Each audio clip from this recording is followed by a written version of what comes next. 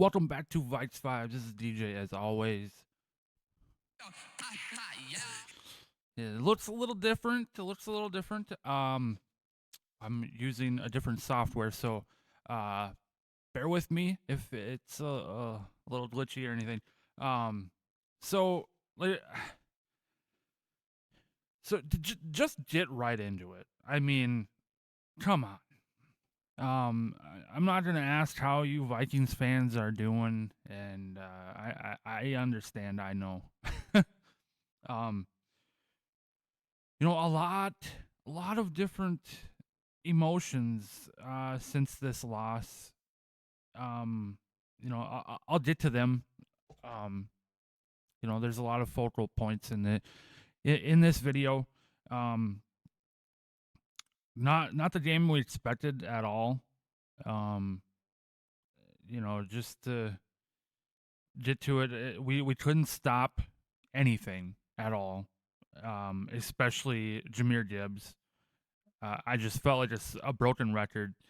And speaking of that, for those of you watching this and who tuned into the Skullcast, the live video for that Lions game, thank you, and continue coming around. If you haven't subscribed yet, please just hit that subscribe button. It really helps us make more content for you and grow our channel and continue to think of new things to do for the channel. So we really appreciate that. And if you haven't yet, please do subscribe and hit that bell for notifications of new content that comes out. I sound like a broken record. Like I said, I try to cover the game as it's going on, and I just kept saying, "Oh, Gibbs for another first down. Gibbs for another first down. Gibbs for another first down." Like I don't know how many times I said it. But anyways, what happened to our run defense? We've been very good at stopping the run all season, and we get the Lions, and it's like they didn't even show up. Like, what the hell's going on here?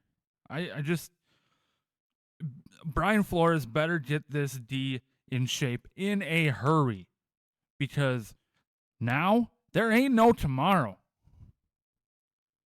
There isn't,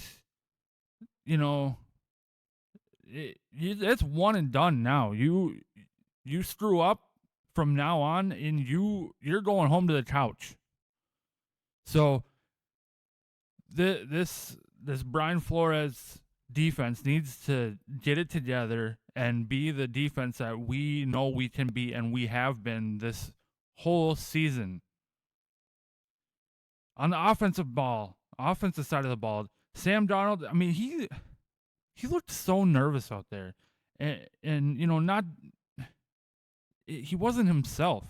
The player, the guy that we have seen all season long. Yes, I understand. This game had high stakes, and there was a division title on the line, number 1 seed in the NFC on the line. Everyone was watching.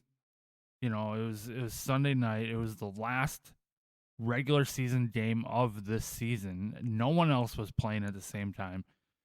You have so much pressure on you, but you gotta just push that aside. I mean, I know I mean, I don't know, but I can imagine how hard it is to do that. But we've been doing it all season long. Why?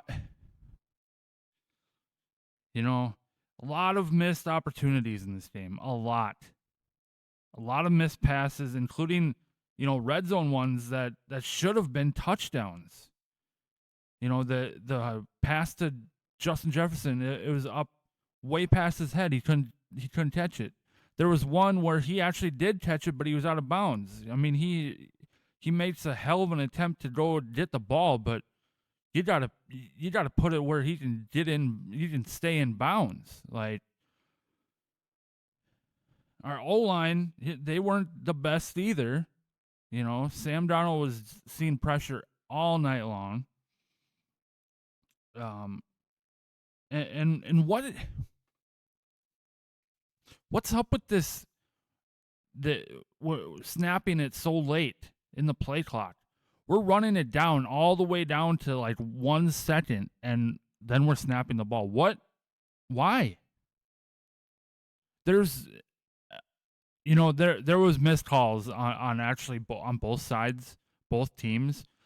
I'm not gonna sit here and just bash like, oh yeah, we didn't get the calls against the Lions, blah blah blah.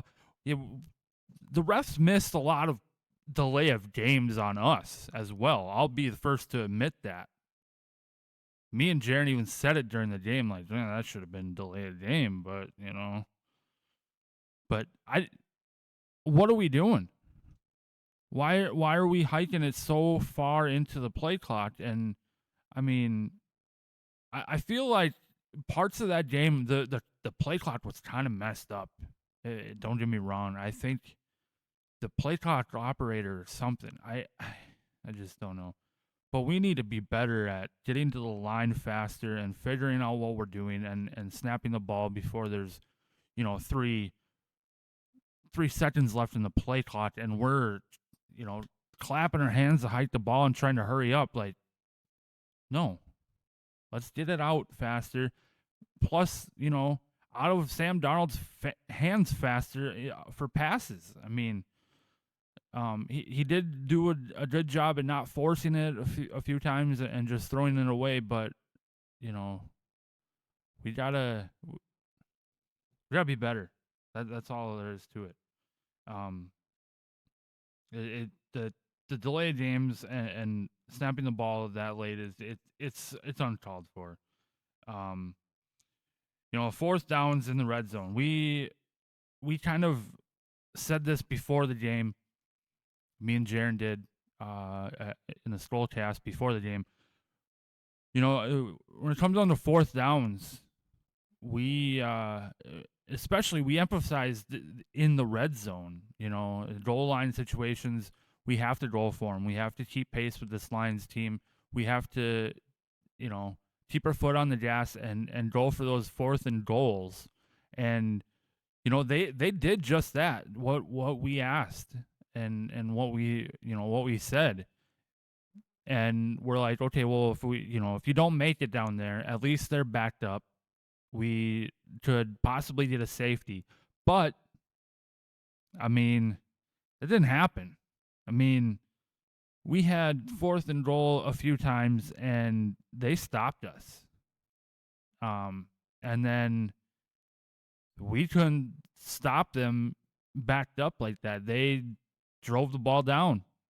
They got out of there, and kudos to them. I mean, I'm not a Lions fan by any means, but I got to give props where it's due. I mean, they did a hell of a job at getting out of that situation, and we just couldn't execute on fourth and goal, like on the goal line, dude. Like, and then to have them backed up, we couldn't contain them. So, and then I think another part of the reason why we went for it on those fourth downs is because, I mean, this kicking game, it's falling apart. Will Reichard, what the hell? I mean, missing field goals, that's another reason why your coach is going to be like, screw it, we're going to go for it on fourth down. Like, and what the hell is up with this Will Reichard on these kickoffs? Like, what? You kick it out of bounds on a kickoff. What what are we doing? It's like he's trying to do some extra shit to it, and just kick the damn ball, dude. Don't be trying to do some extra crap. Just kick the ball. You've done it so many times. How do you hit a ball out of bounds on a kickoff in a stadium that has a roof on it and there's no wind? You can't. Oh, that really pissed me off. It still does. I mean, it is the curse real? I mean, I've said it before. I've gotten crap for it. Oh, there's no curse. Stop. Whatever. I mean, if you think about it, if you believe in the kicking curse, is it like, okay, we get this guy Will Riker, the rookie from Alabama, and he's amazing. Blah blah blah. He starts off the year awesome. It's like, okay, yeah, hey, we got a kicking game now, and it's amazing. And uh, then he gets hurt for a while. We bring in Parker Romo. He was he was he was good. Will Riker comes back. We get rid of Parker Romo, and it's very rocky. It's been very very rocky with Will Riker since he's came back. So I kind of thought of like, oh, the curse is like, oh, it tricked us. Like, oh, you thought that the curse was gone, huh? Well, think again. It's back, and it's playoff time. That's the worst time for it to come back. Hopefully that can be put to a stop here in the playoffs. Not, like I said, this game we're not good in all aspects, all three phases. The Lions wanted it more.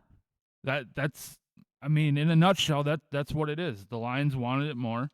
They knew what to do when we blitzed them, and they executed their game plan to a T.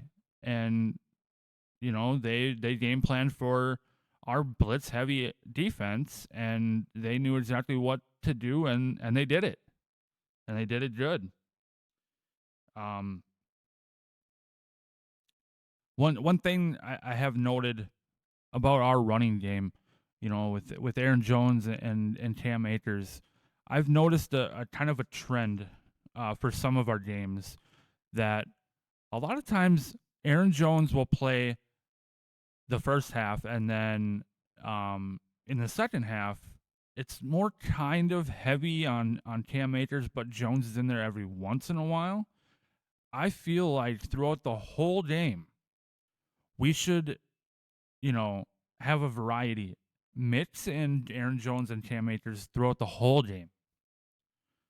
I mean, I did it from an aspect of, okay, one running back for the first half, keep the other one completely fresh for the second half. I did that, but these two running backs, Aaron Jones and Cam Akers, they have different characteristics and different running styles that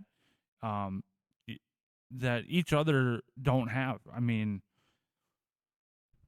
I feel like a little bit more of a mixture between the two throughout the whole game would be nice to see and see how it works. So, we lost 31-9. Now this next thing, these Lions fans, I talked about it a few times already. These Lions fans, they're getting horrible.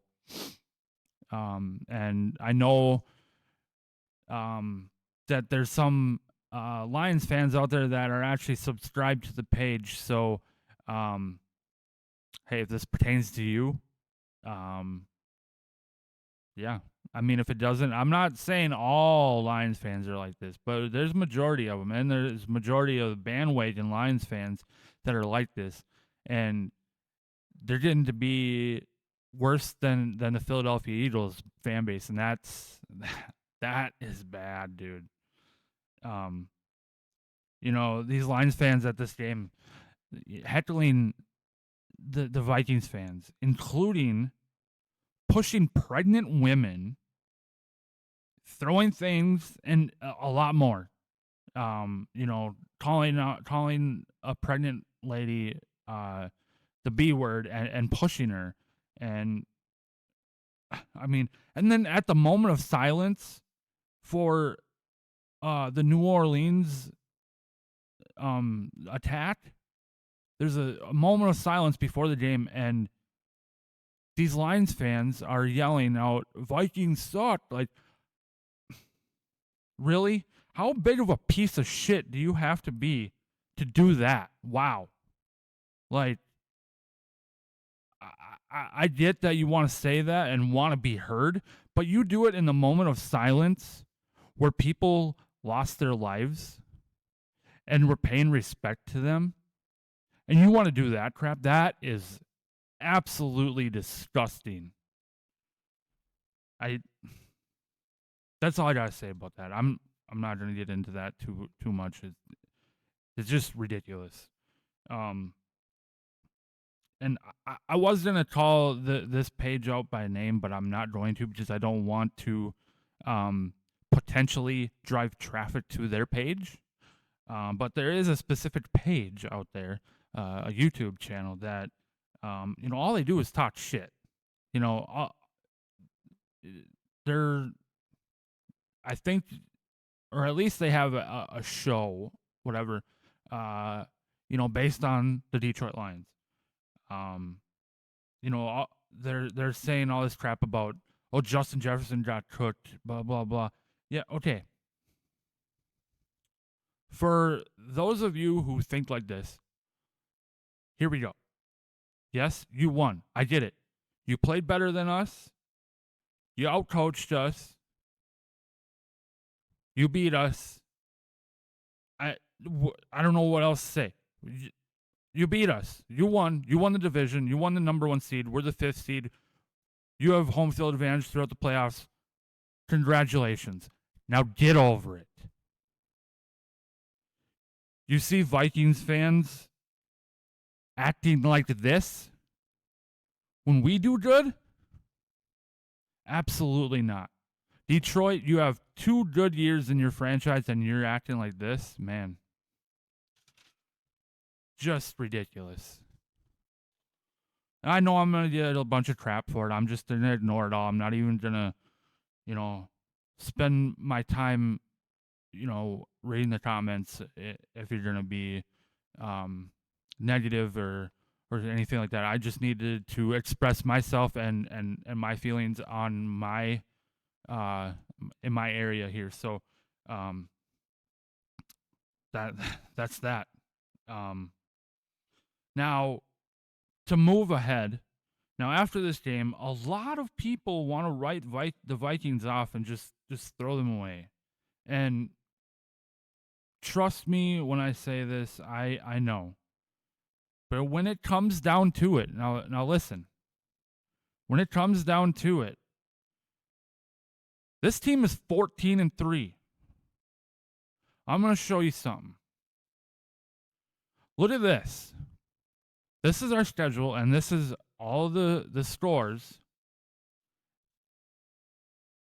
We were 14-3. In a year, everyone had us completely sucking, not making the playoffs, finishing last in our division.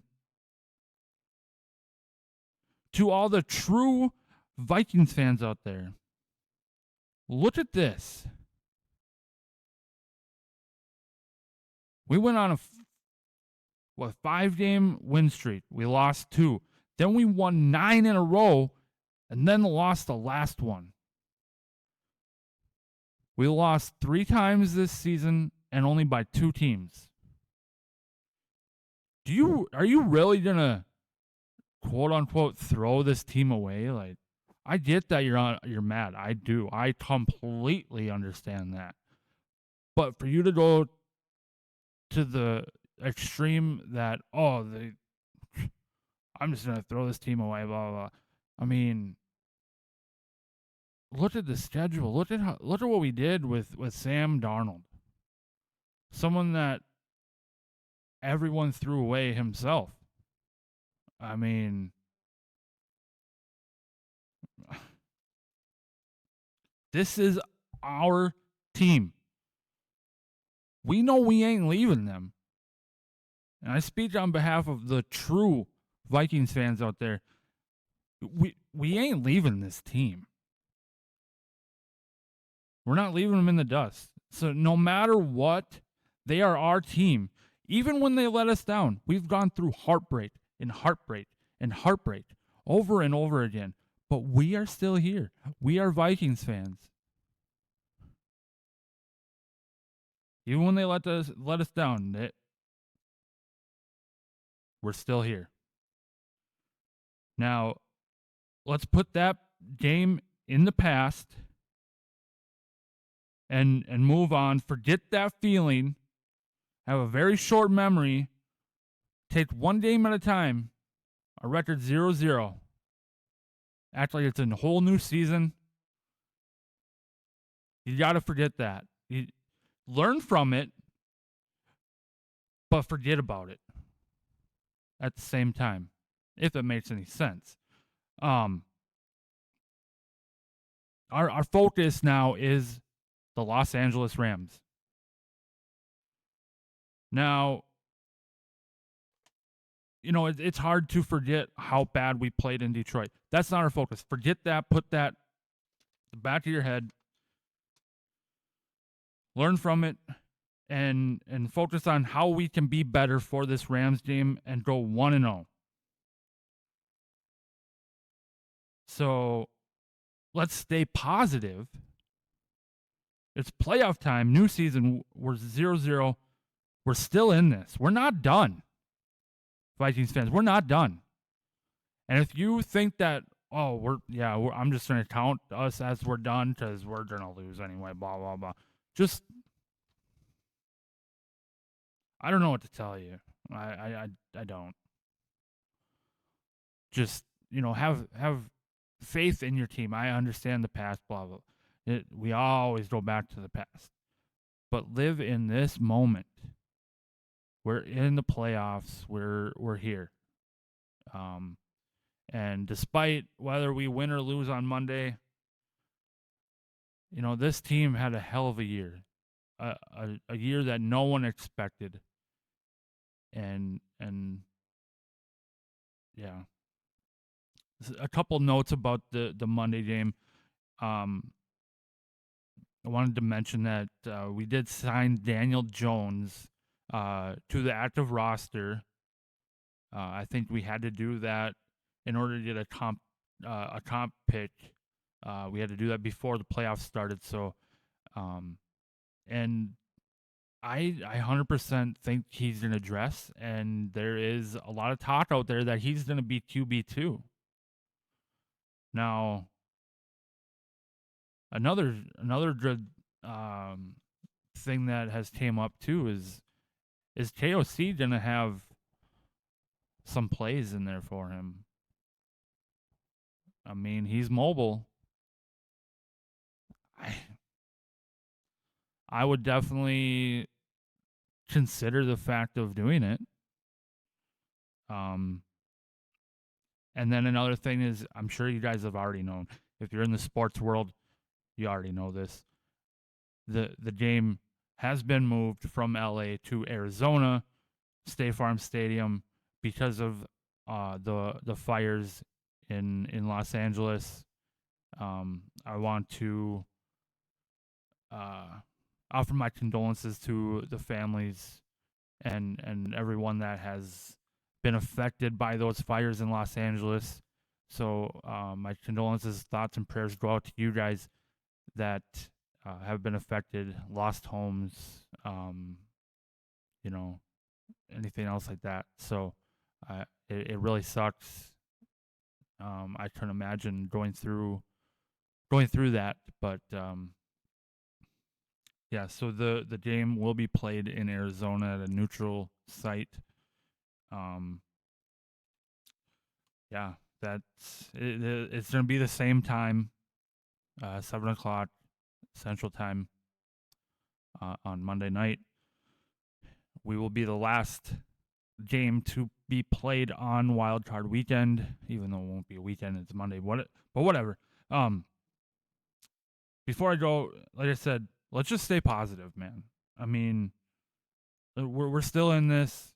the purple rain is coming, and yeah, just try and stay positive out there, Vikings fans, and you know, and I don't know. Here's the playoff bracket as well. So we got the Texans and the Chargers, and then the Ravens and the Steelers, the Bills and the Broncos. Then on the NFC side, we got the Rams and Vikings, Buccaneers and Commanders playing against each other, and then the Eagles and the Packers playing against each other. And the number one seeds are the Lions and the Chiefs, who will have a week off. So there is the playoff bracket as of right now. And then don't forget, on Monday night, tune in to our Skullcast live.